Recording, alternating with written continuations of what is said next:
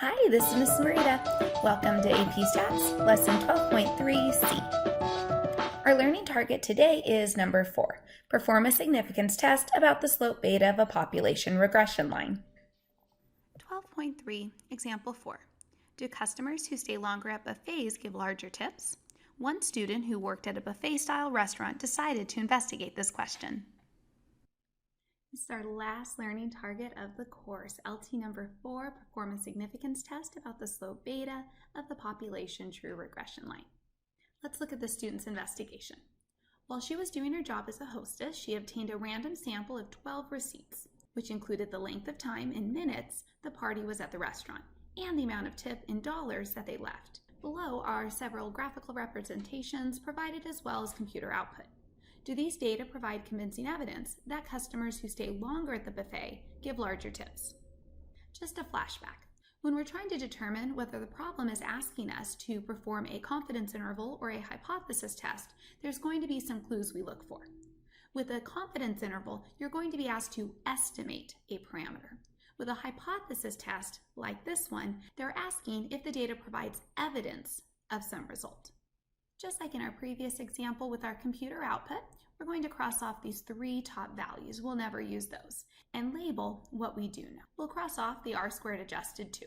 Now we're going to get into our t and p value. Remember, this is going to be my p value, and the t value here is my test statistic. We'll need to use these graphical representations for checking our conditions. Let's jump into our 4-step procedure. First, our state step. So we'll say beta is equal to the true slope of the regression line relating y, the amount of tip in dollars, to x, the time at the buffet, in minutes.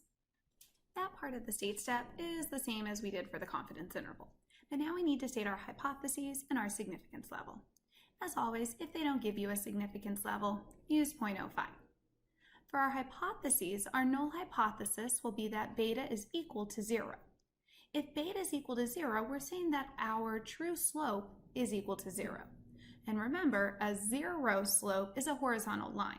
So this hypothesis means that as your x value changes, there's no change in the y value.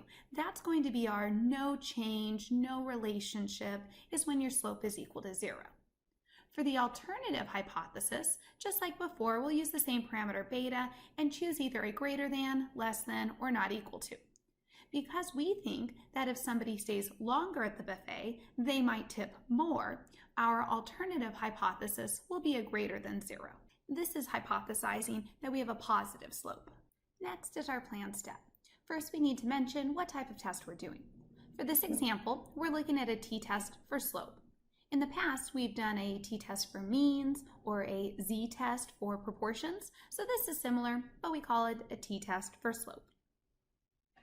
Our first condition is to check our scatter plot. We're going to say, yes, the scatter plot shows a linear form, so this linear condition is met. Next, we need to check for independence. We're going to check if our population size is at least 10 times greater than our sample size. They gave us in the stem of the problem that we looked at 12 randomly selected receipts. So we can say, yes, we can assume there are more than 120 customers. Third is our normal condition. In this example, the graphical representation they gave us was the NPP. The NPP here is approximately linear, so we can assume our sampling distribution is approximately normal. Fourth is the equivariance condition. For this one, we look back at our residual plot, and we can say that our resid plot shows random scatter. And last is our random condition, and we can just say that we're given a random sample of 12 receipts. That was provided to us in the stem of the problem. Now on to our do step. Just a reminder, there's 2 parts of our do step for a hypothesis test. First, we need to show our test statistic, then our p-value. The formula for our test statistic is your statistic minus your parameter all over the standard error of your statistic. So in this example, t is equal to b minus beta all over SEB. These values were provided to us in the computer output. Our statistic b, the sample slope, was 0.03013. Beta comes from our null hypothesis. We're hypothesizing that beta is equal to 0 until we prove otherwise. And then SEB you can find in your computer output, that's the 0.02448. You can work this out, but they give us the answer in the computer output as well. So we could just state that our t is equal to 1.23. Next is our p-value. Our p-value we're just going to pull down from the computer output as well. So our p-value is equal to 0.247. That's kind of a big p-value. Time to conclude.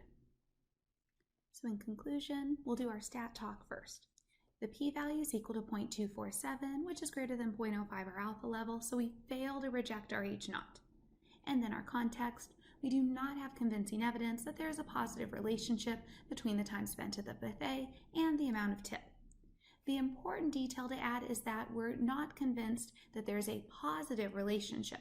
That's where we're bringing in our alternative hypothesis that was a greater than. So a positive relationship would correspond to a positive slope. That's what we were testing for with our HA being beta greater than 0. But because our p-value was large, we do not have convincing evidence that that is true.